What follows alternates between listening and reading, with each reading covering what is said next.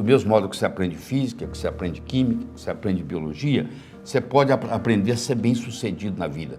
Não é ter sucesso, não. É ser bem-sucedido. É diferente.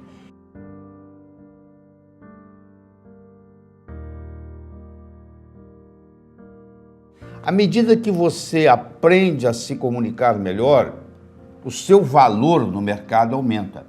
Mas não é só isso, não. Você também tem que aprender a comunicar com você mesmo.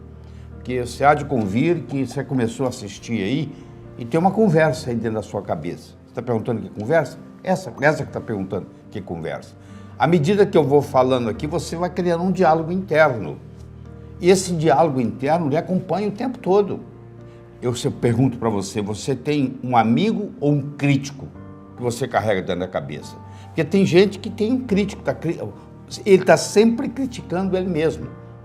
E agora, se você tiver uma voz amiga que vai te estimulando, faz toda a diferença. E isso não é nada mais, nada menos do que a chamada comunicação intrapessoal. É de você para com você. Isso interfere, inclusive, na sua saúde. E tem a chamada comunicação interpessoal, que é de você para com os outros. Porque na era da agricultura, mandava no mundo quem tinha terra. Na era industrial, passou a mandar no mundo quem tinha capital, quem tinha dinheiro. Hoje a moeda mudou e muita gente não se deu conta disso ainda. A moeda hoje chama-se informação. Você é rico ou você é pobre em informação. Só que informação tem duas características interessantes. Primeiro, é um produto altamente perecível. Ninguém está interessado em notícia de ontem. Já ficou velho. Já. E segundo, a informação só tem valor quando ela passa de um cérebro para outro. Qual o valor de uma moeda de ouro no fundo do Oceano Atlântico, onde ninguém consegue chegar lá? Não tem valor nenhum. Ela só vai ter valor quando ela estiver na mão de alguém. A informação só tem valor quando ela passa de um cérebro para outro. Não adianta o conhecimento que eu tenho aqui. É o quanto desse conhecimento que eu posso passar para você nesse período que nós estamos juntos. Eu sou capaz de fazer isso se eu fizer o uso adequado do processo de comunicação. A comunicação é uma coisa que você desenvolve com o passar da vida. Agora, se você nunca se interessou por isso, você vai estagnar. E hoje é um dia de despertar. Você vai começar a escutar isso aqui, daqui um pouquinho eu vou começar a te dar orientação de livros que você vai poder procurar e, de repente, você vai explorar uma nova área. Porque você vai ver que a pessoa que ganha, o político que ganha eleição, ele comunica melhor, por isso que ganhou a eleição. Entendeu? O médico que tem mais clientes é porque ele se comunica melhor. O advogado, mesma coisa. Então, você vai vendo que o que faz a diferenciação, a diferença que faz a diferença é você ser ou não um bom comunicador. E isso pode ser aprendido. Existem alguns fatores, alguns pilares básicos da comunicação que, como a maioria não sabe, se você consegue fazer distinção desses pilares, você já está na frente dos outros, entendeu? A diferença fica muito rápida. Então, em pouco tempo, você nota uma diferença. Por exemplo, vão 15 pessoas para uma entrevista de emprego, só tem uma vaga. Quem é que vai ganhar? Quem é que vai ser contratado? A pessoa que soubesse se comunicar melhor. Mais ou menos eles têm os meus currículos, etc. e tal. Onde é que está o diferencial? O diferencial está na habilidade de se comunicar. E a pessoa pode aprender isso e ir lá e fazer, entendeu? Quando você encontra uma pessoa pela primeira vez, isso tem estudo mostrando, os primeiros 3 a 4 minutos, você vai tomar uma decisão com relação a essa pessoa. Se você vai gostar dela, se você não vai, se você vai confiar nela, se você não vai. Então, todas as vezes que você está prestes a ir num lugar onde você vai conhecer alguém pela primeira vez, eu recomendo que você imagine que tem uma câmera te filmando e o monitor está lá na mesa da pessoa que vai lhe receber. E aí você está monitorando como é que você tratou o ascensorista, como é que você tratou a secretária. Você imagina se você é rude, mal educado com a secretária. A secretária chega lá dentro, fala com o chefe dela assim, tem um mal educado aí fora te esperando. Pronto, a sua reputação chegou antes de você. Entendeu? Então isso é muito importante. Você trabalha com vendas, então, você tem que fazer o seguinte, Você tem que ver como é que vai ser a minha primeira impressão, a primeira impressão que eu quero deixar. Porque você pode escolher, porque primeiro a pessoa tem que te comprar. Para ela comprar a sua ideia, ela tem que comprar você. Se ela não comprar você, ela não compra a sua ideia. Você entendeu? A pessoa vai ficar escutando e procurando desculpas para dizer que você não está falando certo. Então, essa primeira impressão, ela vai ficar para sempre. Se você passa uma impressão de desonesto, você pode praticar honestidade o resto da vida, mas aquela pessoa vai achar você desonesto. Então, você nunca tem uma segunda chance de causar uma primeira boa impressão. A gente tem a impressão que linguagem descreve realidade, mas não é bem assim. Linguagem cria realidade. Você nunca vai encontrar um cachorro triste porque esqueceram o dia do aniversário dele. Ele não tem linguagem para criar esse problema. Agora, se você esquece o dia do seu casamento, a sua mulher, o seu marido vai ficar muito chateado. Isso é linguagem. Você vai ver que os nossos problemas, 99,9% deles, são linguísticos. A linguagem, ela pode gerar ou não ação. As pessoas bem-sucedidas, elas usam uma linguagem que gera ação. As pessoas que não têm o sucesso almejado, elas usam uma linguagem que não gera ação. Eu vou dar um exemplo para você. Você imagina, eu começo um discurso e digo assim: eu gostaria de agradecer. Até agora não aconteceu nada. Se eu disse que eu gostaria de agradecer, ainda não surgiu o agradecimento. Agora, se eu começo a falar e digo assim, eu agradeço. Olha só, na hora que eu coloquei o verbo eu agradeço, aconteceu um agradecimento. Na hora que eu falo eu gostaria de agradecer, não aconteceu nada. Então aquela pessoa que consegue fazer tudo, aquela pessoa que todo mundo quer estar por perto, aquela pessoa que está constantemente gerando ação, se você prestar atenção, a linguagem dela é diferente. Ela usa o verbo de uma forma diferente. E o bacana é que agora que você aprendeu isso, se você, ao invés de falar eu gostaria de agradecer, você fala eu agradeço, e você para de conjugar o verbo no condicional e passa a conjugar ele no presente, porque é no aqui e agora. Aliás, é o único que tem. Não interessa onde você estiver, é aqui. Não interessa que hora for, é agora. Você já percebeu que você vive num eterno? A vida é um eterno aqui e agora? É onde e quando? Onde? Aqui. Quando? Agora. Daqui 20 minutos vou estar em outro lugar. Onde? Aqui. Quando? Agora. Você nunca saiu do aqui e agora. Aliás, quando você permanece no aqui e agora, você está vivendo. Porque o passado já passou e o futuro ainda não chegou. Só existe para você o presente, por isso que chama presente. É um presente de Deus. É você saber viver o momento. Quando você aprende a viver o aqui e agora, você está feliz. Você só tem felicidade disponível quando você aprende a viver o momento. Estou aqui e agora. Se eu estou no celular e estou conversando, eu não estou fazendo nenhuma coisa nem outra. As pessoas hoje não conseguem mais viver o momento. Está aqui, eu estou aqui com você. Ó. O celular está desligado, eu estou aqui. Ó. Aqui e agora, junto com você. Esse momento é eterno. Então as pessoas, quando estão felizes, elas estão no aqui e agora. Eu quero ser feliz. Isso não existe, querido. Esse é o dia que depois que você morrer, você for para o céu. Nós vivemos num planeta chamado Terra. Aqui você vai estar aqui para enfrentar problemas. Você não pode ser feliz, isso não existe aqui. Você pode estar feliz a maior parte do tempo, se você aprender a usar a linguagem para viver o aqui e agora. Captou? Nós somos animais linguísticos. Linguagem nos diferencia dos outros seres e nos faz humanos. O que fez o Homo sapiens foi que o cérebro foi evoluindo, chegou um momento na evolução, sei lá, alguns dizem que é 200, 250 mil anos atrás, que o cérebro cresceu numa complexidade que foi capaz de acomodar a linguagem. Linguagem nos faz humanos. Nós somos animais linguísticos. E através da linguagem nós criamos a nossa realidade. Então, se você souber trabalhar linguisticamente, você cria a sua realidade desejável. Olha só, eu tenho 2 pedreiros, um trabalhando ao lado do outro, na mesma construção.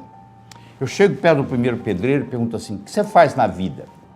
Ele fala: eu sou pedreiro. Eu coloco um tijolo em cima do outro.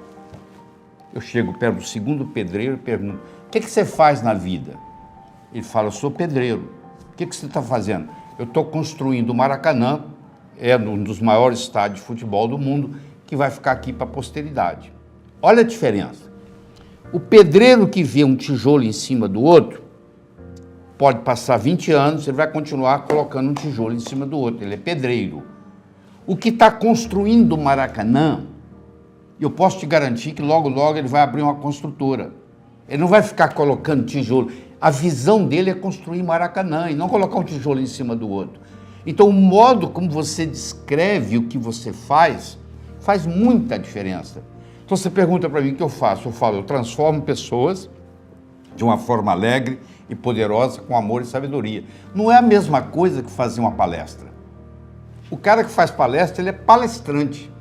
Eu tenho um papel transformador. Isso agrega valor ao meu trabalho. Então, se você quiser agregar mais valor ao seu trabalho, faz toda a diferença.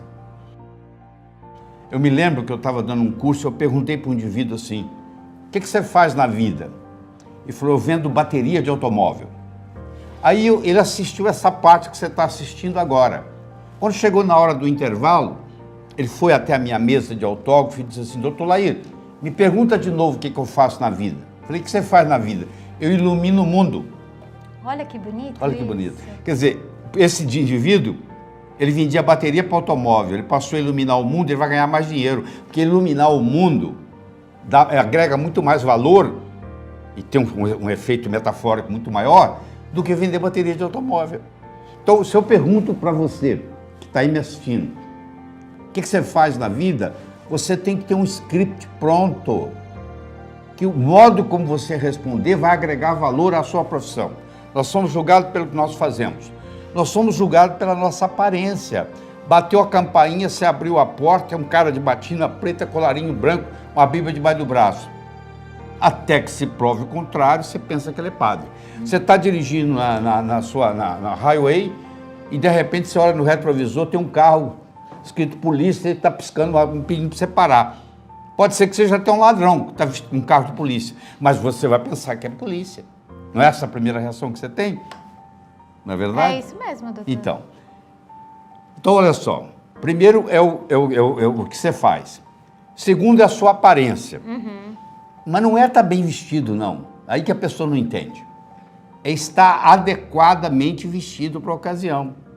Sério? Eu sou advogado, vamos supor que eu seja advogado, que eu defendo uma multinacional e os operários estão em greve. E eu vou representar essa multinacional no sindicato deles. Eu não vou chegar lá de Rolex, de abotoadura de ouro, de gravata. Não, eu vou deixar meu Rolex em casa, vou tirar a abotoadura, vou tirar o paletó, vou tirar a gravata, vou arregaçar a manga da camisa, vou abrir ela por 2 primeiros botões, vou passar no bar, vou comprar 2 chicletes de bola e vou chegar lá mascando. Se eu quero jogar no Flamengo, eu não posso entrar em campo com a camisa do Fluminense. Se eu quero servir exército, eu não posso aparecer lá com o uniforme da Marinha. Entendi. Então, o negócio não é estar bem vestido, é estar adequadamente vestido para a ocasião. Isso que a pessoa não percebe. Você imagina eu indo para a praia desse jeito aqui, ó. Não seria inadequado. Então, nós somos julgados pelo que nós fazemos, somos julgados pela nossa aparência, somos julgados pelo que nós falamos. Enquanto você não falou nada, ninguém sabe se você é inteligente ou deixa de ser. No momento que você falou e falou besteira, uma palavra falada, uma oportunidade perdida, uma flecha lançada, não tem volta. Então você tem que morder a língua, porque às vezes você dá vontade de falar uma coisa, mas depois que você falou, não tem jeito de voltar. Então, se você está numa situação que você não domina, é preferível, por isso que a gente tem 2 ouvidos e uma boca. Nós somos feitos mais para escutar do que para falar. Porque não é só o que eu estou falando que está contando, é como eu estou falando o que eu estou falando. Tem um ditado que diz assim, ó, o cantor é mais importante do que a canção. Se você é fã do Roberto Carlos e ele canta uma música que toca o seu coração, aquela mesma música cantada por um cantor que você não gosta, não vai ter o mesmo resultado. Entendi. Então, uma coisa falada por alguém que tem empatia é totalmente diferente do que por outro que não tem. Então, nós somos julgados pelo que fazemos, pela nossa aparência, pelo que dizemos e como dizemos o que dizemos. O poder posicional é o poder da posição que você ocupa. Certo. A pessoa é general no exército. Ela chega lá, todo mundo presta continência para ela. Chegou o general, toca uma música, etc. e tal. E todo mundo presta continência. Mas é domingo de manhã. Esse indivíduo está de bermuda, camiseta, chinelo. Ele vai até a banca de jornal comprar um jornal. Ninguém sabe quem ele é. Aquele poder posicional dele não existe. Entendi. Ele agora vai ter ou não o poder pessoal. Se ele tiver esse poder que nós estamos ensinando aqui, na hora que ele abrir a boca, ele se manifesta. Esse poder pessoal ninguém tira de você. Então você imagina, o cara é piloto de avião, ele é comandante, ele manda no avião. Tá. A vida inteira, ele trabalha 30 anos mandando no avião. Um dia, ele fez 55 anos, ele tem que parar. Então ele para, o que ele faz? Ele agora vai para casa. Ele não tem mais avião para mandar. Pronto, eu tirei dele todo o poder posicional. Se ele tiver poder pessoal, ele continua. Se ele não tiver, ele infarta e morre. Então eles pegaram pessoas que aposentaram com 55, e você pode aposentar com 60, e tem pessoas que preferem até os 60 pilotando avião. E fizeram um estudo e mostraram que aqueles que aposentavam com 55, nesses 5 anos, e os outros continuaram trabalhando, morreram 3 vezes mais. Não é possível. Porque tiraram do sujeito, é como se tivesse castrado ele. Tiraram o poder posicional dele e não sobrou, ele não aprendeu o poder pessoal, porque ele ficava, era só ele entrar no avião como comandante, ele mandava, ele não precisava de nada. Não tem nada errado em você ter um poder posicional, mas você tem que desenvolver o seu poder pessoal, porque o poder posicional você pode perder ele a qualquer momento. Agora, o pessoal não. Eu posso sair daqui e ir para a China, eu levo ele comigo. Entendi. Eu posso ir para Nova York, eu levo ele comigo. Na hora que eu abrir a boca, ele se manifesta. O Sir Francis Bacon, o grande Sir Francis Bacon, ele dizia o seguinte: conhecimento é poder. Eu não concordo com ele. Eu acho que conhecimento é poder em potencial. O conhecimento só passa a ter poder quando ele passa do campo do pensar para o campo do agir.